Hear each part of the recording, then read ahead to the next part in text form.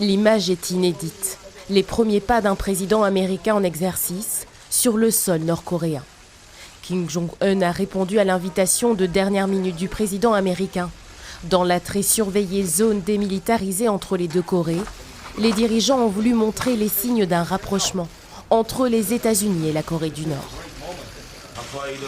Notre excellente relation continuera à créer de bons événements auxquels les autres ne s'attendent pas. Je suis convaincu que ce seront des pouvoirs mystiques qui nous aideront à surmonter tous les obstacles. Le président américain s'est lui félicité d'une amélioration des relations entre le Nord et le Sud depuis son élection.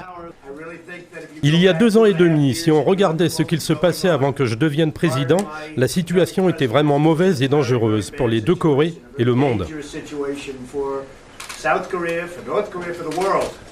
Mais après le premier sommet historique de Singapour en juin 2018 et le sommet raté à Hanoï en février dernier, le centre des préoccupations reste la question de la dénucléarisation de la péninsule nord-coréenne sous le coup de sanctions internationales. La grande question, évidemment, au-delà de ces images, c'est est-ce que cette rencontre relance un nouveau chapitre de négociations?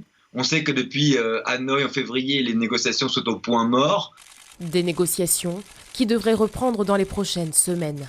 Cette troisième rencontre a duré plus longtemps que prévu. Le président américain a lancé une nouvelle invitation aux dirigeants nord-coréens, cette fois aux États-Unis. Pour Donald Trump, l'enjeu est considérable, en pleine campagne pour sa réélection.